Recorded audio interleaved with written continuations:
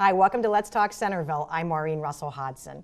It is my pleasure and honor to have as our guest today former Mayor Mark Kingseed, who has given 26 years to the City of Centerville and has been a public servant for all of that time. We are so delighted to talk to you today. It's the first time I think I've introduced you as the former mayor. It's just been, what, 19, 20 days? It's kind of a strange title, but I like it. It's good. It's good. It's good to see you again, Maureen. It's good to see you. And we were originally going to kind of rehash maybe your time as mayor, but as we were talking about things, I thought really it's important to kind of get a little bit more about your background. And so I wanted to ask you first, how did you get interested in politics? Because you started in, what, 90 as a council member? I did. Okay. I ran in 1989 and got elected that year. And good heavens, I guess I was 35, which seems mighty young now. I've always been interested in politics. I grew up on a farm up in Shelby County between Piqua and Sydney. And even as a little kid, for some reason, I always loved to read about political biographies. I was always interested in history. And it's always something I thought I wanted to do. Once I grew up, is in some way to get involved in the political process. And so, when I was in my early 30s, I'd moved down here from Chicago because I was practicing law in a firm there. And a council seat opened up. I was already on the Property Review Commission. Right.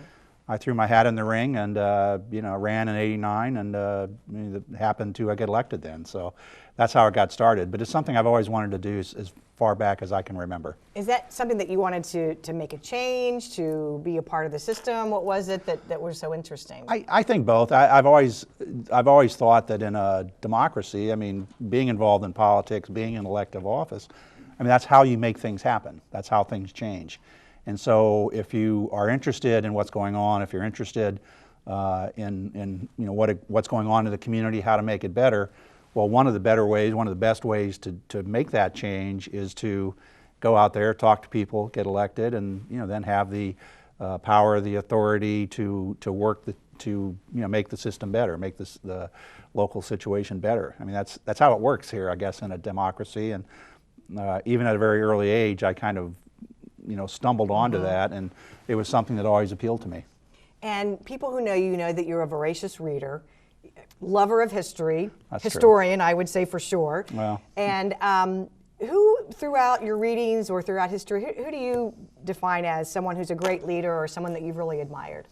Oh gosh, there's so many. I think the greatest attribute of a leader is someone that thinks through where they want to go and is not just doing it for personal ambition, but is doing it to make a difference. And then in spite of any obstacles, in spite of problems, just keeps fighting to achieve that. The great leaders, I think, in history have been those who don't let the inevitable mistakes, the inevitable setbacks, deter them from what they want to do. So you look at someone like Churchill or Lincoln or even FDR, George Washington. These are the people that just kept going. And there were times when it was like a normal person would have been in despair almost, but they never gave up and they kept moving forward. And in the end, because of their courage, because of their determination, they made a difference, and they made their societies and their nations better. So I think that when I study history, that's really what I really enjoy learning about, the traits that lead people to keep getting back up off the floor, if you will, and keep fighting. And you've had to use some of that strength that you've pulled from those readings, I know, just throughout your time as mayor. Sometimes things go smoothly, sometimes they don't. Well, of course.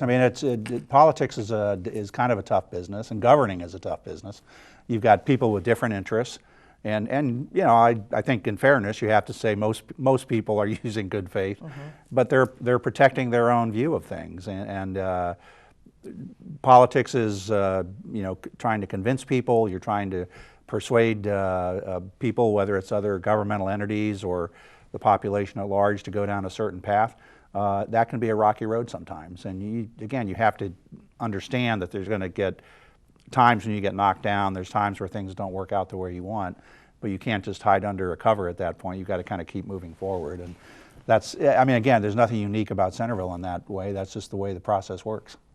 Well, I would enjoy just on occasion during a council meeting when you might just throw out a quote from Winston Churchill or Abraham Lincoln says this, and I just think that's really shows how you are very thoughtful and can apply all of that to your daily living. Well, I think you really can. I mean, I take comfort and solace from that. I mean, you can learn a lot. Again, that's why I love history so much. You can learn a lot from how people have dealt with issues in the past. And I think it's important sometimes to remind the viewers, remind people in the audience, remind folks who might be in contention about issues that sometimes you have to kind of raise your sights a little bit above the immediate problem and understand that there are broader issues involved, and because again, I think that helps raise the level of the dialogue, if you will. And I think sometimes that has to be done just to kind of remind people that, you know, we're all in this together. We might have different perspectives, but at the end of the day, we've got to come together and come to some sort of a solution that helps the most people. And I think in the passion of a particular dispute, sometimes that gets lost. And so the history teaches me that if you want to be effective, you've got to kind of reel that passion, reel that tension in sometimes. Well, I think you've done Centerville proud on that point. Oh, well, you thanks. Really have, Thanks. because I know sometimes it can get messy, and well, you've always conducted yourself in a very honorable way. Well, I thank you. You know, but again, you do have to remember that everyone that comes in front of council has a right to be there. They've got a right to say whatever they want to say, you know, whether I agree with it or not. And you know, sometimes it's hard because the tone is might not be the most comforting. But the fact is, they've got a right to be there and to express their point of view. And I think any mayor, any council member has to respect that. And you know, there's a line beyond which, you know, you have to say that's enough. But I think it's very important that everyone have a full opportunity to come to their government. It's their government Right. to say, look, I think you're out of line, I think you're doing something stupid, or I don't want you to do this. And that's a right that has to be given great respect. Well, let's change gears a little bit, because the landscape has changed in Centerville, literally, Right. since 1990. I mean, when you first came on board, Yankee Trace was already in development, or the plans had been made. Well, right? it was just a thought. I mean, there'd been the very first meeting after the election. We were myself and one of my colleagues who'd just been elected, were brought into an executive session, and we were told that there was a plan to build the golf course, and the city had begun to purchase the different parcels, but they hadn't purchased all of them. So it was just a theory at that point, and that was the very first meeting, and it was. In retrospect, I used to laugh with Shirley Wow. Hines. Well, with Shirley Hines, the mayor, because at the time I thought, well, that's great. You know, you don't think about how much is really involved, and you know how, to some extent, scary that process was. You just kind of live with it and you go through with it. And 10 years later, you look back on it and think, oh my goodness, I should have been a lot more worried about that. But it worked out fine, because Shirley had just absolute confidence and just had a calm leadership style that it was going to get done. And she never wavered, and because of that, council never wavered throughout that whole process, where we actually had to go to the Supreme Court, get a unanimous judgment in the city's favor. But you know, I learned a lot from Shirley Hines on that, because she just had a great leadership style that inspired confidence, and that was a neat thing to watch and to learn from. So not only was Yankee Trace being started, but property on North Main Street, which eventually would be called Benham's Grove. Right. Another project. Right. Well, Benham's Grove was a farm, and it was kind of not run down, but you know, you didn't really know what was back there. Right. There was a lot of shrubbery and stuff. Overgrown for sure. Overgrown. Yeah. Overgrown. The amphitheater at Stubbs Park wasn't there. Cheltenham wasn't there yet. I mean, it's amazing. Well, of course, it's 26 years, but it's amazing when you look back and see how much has changed in the last 2.5 decades in the city. The city's it's been exciting to be part of all that, to see that great development and that great progress over that time. And it really has. I mean, it seems like every year, if not every few years, Miami Valley Hospital South, Right. which continues to grow. Exactly, which is an amazing development. I mean, it not only provides, you know, the medical services to people in the southern part of the county, but I mean, as a corporate citizen, they are just magnificent to work with, and they've done tremendous things, and I know there's going to be tremendous growth there in the future. You know, the Cornerstone Right, I was project. going to say that's another. Sure, controversial, but you know, the reality is, I tried very hard to come up with ways with our colleagues in the township where we could do joint economic developments, and you know, we can't do that on our own. Obviously, it has to be a mutual decision. When we were unable to get the township governments to agree to that, well, we had to do what we needed to do to ensure that the city was going to be protected in the future, that we had the opportunity for growth, for economic expansion. And so we did what we had to do, and the Cornerstone is a perfect example of that. I know it's been controversial in Sugar Creek Township, but it was the right thing to do, and I know that 10, 20, 30 years from now, that development, the businesses that'll be there, the services that'll be provided, the tax revenue that'll come in, I think it's going to be one of the best things that the city has done, and I'm proud of it. I think it's great now. It's going to get even better as more development goes on there. And it has been controversial, Mark, and I know that's got to be trying at times because we're trying to explain things, and sometimes it's complicated, it's difficult to understand. You start talking numbers and TIFs, and people Right. start glazing over. And It is complicated, but the fundamentals and the details are enormously complicated. But the fundamentals are, I think, pretty clear cut. A property owner has the right to annex into the city under existing law. They do, and you can agree with that or you don't agree with it, but that's the law. Right. The owner of that property wanted to come into Centerville because they were getting jerked around, frankly, by the trustees in Sugar Creek, and we said yes. And then we worked with them and worked with the developer to come up with a great development that's going to produce thousands of jobs. Thousands of jobs. I mean, every single job helps someone protect their family and helps them send their kids to school. So when we talk about thousands of jobs, that's not just some number. That's a real thing that benefits real people. And I'm proud that we were able to make that happen.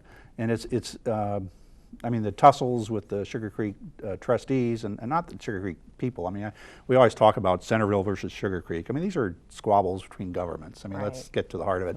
I think it's unfortunate. I think the government over there has made some really poor decisions and short-sighted decisions. I think they'll regret it. But again, I'm proud of what we've done. I think that what the city has done in terms of the opportunities that will come from that development is going to benefit so many people. It's going to be such a good thing. And it's great. But it was a fight, and it's still a fight. Yeah. But I think we're going to come out fine, and I think in the long run it's going to be fantastic for everyone. And we already have seen several businesses open there. Oh, absolutely. And the latest being, Cabela's is set to open in the spring. So, Right. So. Yeah, you got Costco, you got Cabela's. I may kind of sneak over there just to kind of witness the ribbon cutting as a spectator. We'll let you do that. Well, I hope so. Well, you live with this for so long, and it's obviously you have to know that at some point you can't be mayor forever, and I was happy with the decision after 12 years to not run again, but it is kind of fun. It'll be interesting to see some of these things that were in progress as they kind of play out over the next 12 to 18 months. I'll be watching that closely and enjoying that from the sidelines. And it's not quite yet been a month, but how have you been enjoying life after? Well, it's weird. It's odd. Yeah. Of course, having been in so long, it's strange, but I have so much more free time than I did before. I'm still practicing law at Coolidge Law, and I intend to continue that. But we have a new grandson in Columbus, 14 months old. So we've been spending time. Joni and I have been going over to see little Micah, and been spending a lot of time with the family. On Monday nights, Joni and I have turned that into date night, and we go out to dinner. And I forget the incredible number, but over your 26 years, how many thousands of hours and Monday nights? I have no clue about the hours. I know we added it up. Yeah, It's about 1,300 or 1,400 Monday nights, because that's when we have council meetings, of course. So really, for 26 years, Monday night was like a work night. And so to have that free is just a very strange feeling. But like I say, Joni and I have taken advantage of it. We've gone out to dinner each of those Mondays, and go to movies and that sort of thing. But it's nice to have the time. But I miss the people. I mean, I loved working with my colleagues on council and Greg Horn and the city staff and yourself. I mean, there's a lot of friendships over those decades, and that's the part I'm going to miss the most. But I'm still going to be involved. We're not moving from the area. I'm still practicing law here, and again, just spending some of that free time is going to be devoted to family and travel and just enjoyable things, and I'm really happy about that. And when we mentioned that often council will get involved maybe in some controversial decisions or some very serious decisions, but you also get to do a lot of fun things as mayor. And I don't know throughout this program if we've thrown up some of those photos, but some of your favorite things to do, some of the favorite roles you've had? Well, I mean, duties? I love, the second graders and third graders would come to City Hall as part of their government class. Where you are a rock star with these kids. That is true. I love the kids. The kids are so fun, and I love their questions, and that was always a great part of it. I loved mayors in Ohio get to perform weddings, and that was always a lot of. Which is really interesting to people. They still didn't know that. So, Well, yeah, it's not every. I guess that's not the case everywhere, but we can. So that was always a lot of fun. A lot of, well, I call them kids, but young people from the base would come here to, for a wedding service before one of them got deployed. And I always enjoyed that. And I loved meeting the business people. I mean, one thing a mayor gets to do is to go out and, interview business leaders, be there when there's ribbon cuttings for new businesses. I mean, the part of the job that is one of the things I love about the job is just getting the chance to meet people in the community who are doing things, whether it's charity, whether it's faith-based groups, business leaders, the kids. That's the part of the job that is fantastic. I mean, because as a mayor, any mayor is, of course, a representative of the government, but you're really there to learn about the people and listen to them and make sure you know what's going on. And there are just a lot of fascinating, interesting, great people in this city. And as a mayor, you get a chance to meet hundreds of them over the years. And that's the part that's the best, I think. When you took 3 of those ideas that I can think of off the top of my head, the faith-based organizations. Right. So they're out here in our community, but you really built a bridge and formed a committee to work with them. Well, it's great. I mean, the city, of course, knows, through the zoning inspections and so on, that there are people in the community that may need help. There's properties that may need assistance because the people may be elderly or impoverished and they can't take care of it themselves.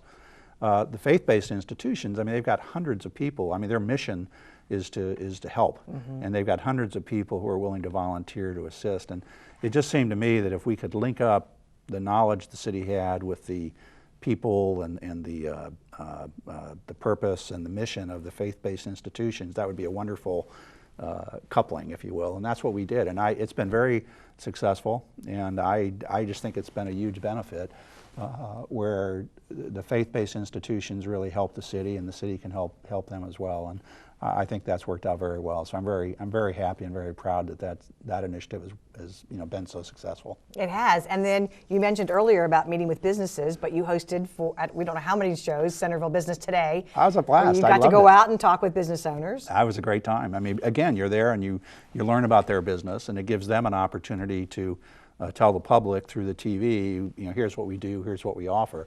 So I mean, frankly, it's a win-win. I mean, for the mayor, whoever the mayor is, it's a great opportunity to learn what's going on in the business community, and it gives the business owners a chance to talk to the public about the services and the products they provide. So that's a great thing. I'm very happy Mayor Compton is continuing that because, yes, he is. Again, I think that's been a tremendous success, and frankly, it's a lot of fun because it gives you a chance to meet some really, really interesting people. And something else that you started was the Memorial Day ceremony, which takes Right. place every year on Memorial Day. Right. Well, we did, the city had Veterans Day services for many, many years. And I remember Jim Reppert, we were talking, and he was talking about it would be good for the city to have a Memorial Day service. And I looked at him, and it just dawned on me, it's like, oh, I guess I could do something about that, because that was my first year as mayor. Yeah. And so we did, and I think that's great. I mean, I came from a military family. My dad was in the service for 20 years. 2 of my brothers served in the Army and the Navy, respectively. And I just think it's so important to remember veterans, to remember the service members. So I thought it was great. And we've got a wonderful facility at Stubbs Park, and I think the Memorial Day service has turned out to be a very moving and successful event with hundreds of people attending every year. So again, that's something I'm glad I was able to have a part in, and I think that'll continue into the future. And when people are there, the crowd has grown, I think, every year. Right. So many people will say, oh, I love to hear Mayor Kingseed. I love to hear his message. You always have a great message, no matter, where does that come from? Well, again, I think it's important whenever a mayor speaks that you say something that is worth saying. I mean, anyone that's been involved in politics, you can go to these things and people get up and say, "Oh, welcome," and that's Right.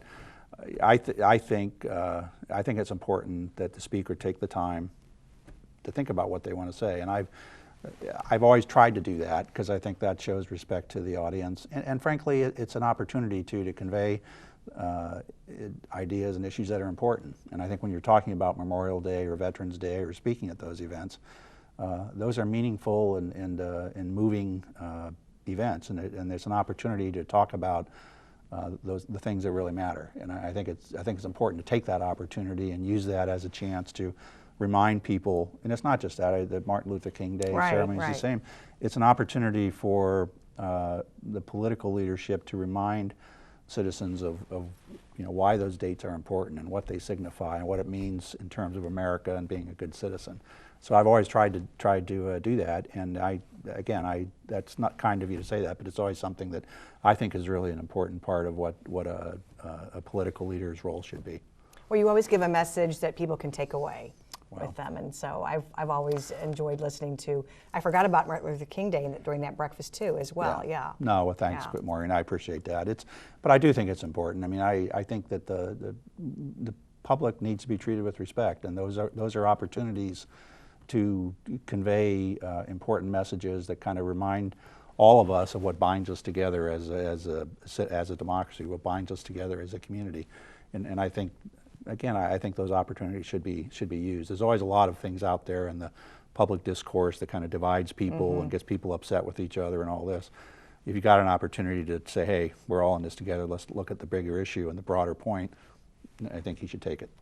All right, point well taken. Oh, well, that's my thought. When you look at the future, maybe, where you're going to go after this, what's next? What's next for Mark Kingseed? Well, I don't know for sure. A lot of this is in God's hands, and you just take life as it comes. Again, I'm still practicing law, and I'm going to continue to do that. What about your teaching? Because people love to hear you lecture.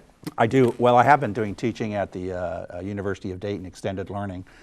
Done some 6-week classes on World War I and World War II, and I'm going to continue. They always fill up. I've heard they're very popular. Well, I'm going to continue to do that because, again, I love history, and that's a great opportunity.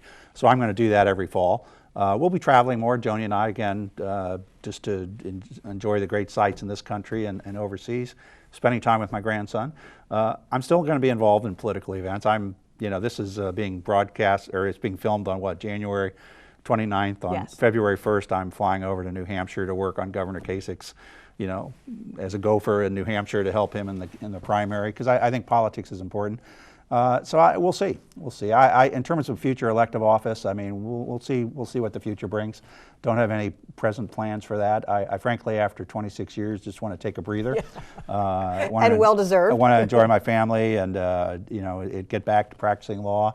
And just trying to develop this kind of mix of things, with travel and teaching and law practice and just enjoying life. And we'll see it. We'll see how it all comes out. But I'm looking forward to figuring out what the right mix is for that. That might take some time. It might, and I'm not going to rush the process. What would you say to someone who might be interested in running for office or getting more involved in local government? Because you really support local government as a great place to make a change. I do. I'd say do it.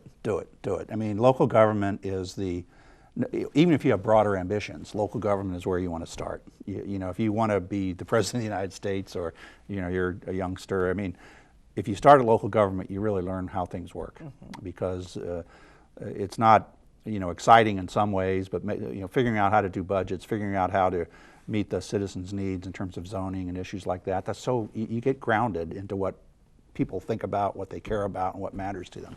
And I think if you have that basis, you can, if you want to go further, you at least been grounded in an important thing. But you make a difference locally. I mean, the mayor or council member in a small town or a trustee in a township, you can make a big difference in terms of the quality of life in that area. And I would urge anyone, any young person or even older person that wants to get involved, it's a wonderful thing to do. You can get involved. You're going to be dealing with really interesting and dedicated people who love the community as much as you do. And you get in there and you're part of the decision-making process in terms of what that community is going to look like 10, 15, 20 years down the road.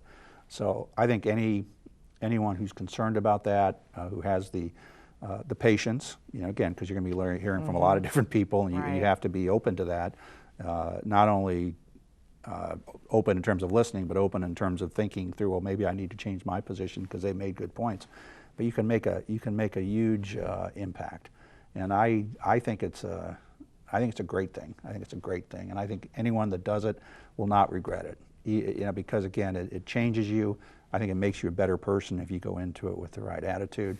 And again, you're dealing with your own community, you know, your own neighborhood, your own city, and you can drive by 10 years later, I would think, and look at something and say, well, I had something to do with approving that. And it's not only rewarding on an emotional level, but it's important in terms of the quality of life for the neighborhood and the community that you love.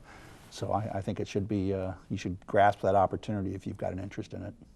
And you are very supportive of our volunteer program, and of course. And still you volunteer. I mean, well, I it's do. an important part of who you are. Well, you have to. I mean, I think that's crucial. I mean, everyone's got different gifts and at different stages of their life. They have different amounts of time they can give, but there's a lot of people in the community that need help. There's a lot of people that need services, and you know, those of us, if you are more fortunate or if you've got the time to do it, you can make a huge impact on that. And it's one person at a time. That's the important thing. I mean, none of us have the ability to change the lives of millions, but you can help the elderly person down the street, or you can help the impoverished person 3 or 4 blocks away that you know, needs help changing their gutters or something like that. And being a volunteer is important. I mean, you're giving back to your community based on your own schedule and what you've got to offer. And I think it's something that everyone, and most people do. I mean, this community is very, very volunteer oriented. I've been so impressed by just the hundreds of volunteers I've seen over the years, just working in different things and doing different things. But even at our city, through boards and commissions. Well, of course, yeah. making the community better. So it's something that I think it is important, and I'd encourage people to do it if they've got the time and the inclination and the talents to do it. Looking back, does any one development or issue or event or activity stand out as truly memorable as oh gosh, for you? That's a good question. I mean, you know, the big issue when I first came on board, of course, was Yankee Trace, the development and, you know, the annexation process and the legal process to the court and then the development. And that I think, if I had to pick one, I guess that would be one that would stand out. And that's where I learned so much, again, from Mayor Heinz in terms of how you deal with, a good way to deal with things when, you know, there were times in the early days when it looked pretty dubious. I mean, the first 2 levels of court ruled against the city on the annexation. It went all the way to the Supreme Court, and we won unanimously. Now, you know, normally you would think, well, wow, that's kind of scary. Shirley never, maybe she was scared internally, but she never let on 1 iota. And that kind of calm leadership, again, is an example that I tried to emulate, because I think it's a good way that quiet confidence and quiet determination is a very effective way to lead a team of very good people. And she had that to the nth degree. It was impressive to watch. Real quickly, I assume you're reading at least 1 book right now, probably more. I am, yeah. Any good books you can throw out for people to read? Oh gosh, that's a good. Well, you know what? There's always good books out there. I'm reading a biography of Abraham Lincoln from David Douglas Donald, I think. It's an old book. It's been out for about 20 years, but I'm kind of sinking my teeth into that. That's a lot of good. And Doris Kearns Goodwin has a new book out about the Progressive Era. It's called, I think it's, oh gosh, I don't know the name of it, but it's about Teddy Roosevelt and Taft. So that's good stuff. There's always a few. It's always good stuff. There's always a few books on the on the stand there. You got to go read a couple of them at a time. Well, Mark, on behalf of the city, thank you for your service. It has been a pleasure serving with you. I know you're going to be around, and we'll see you, but you'll probably see a lot of his programs still right here on Channel 5. I hope so. Well, thank you, Maureen. Thank you very much. All right, all the best to you. Thanks for watching. We'll see you next time.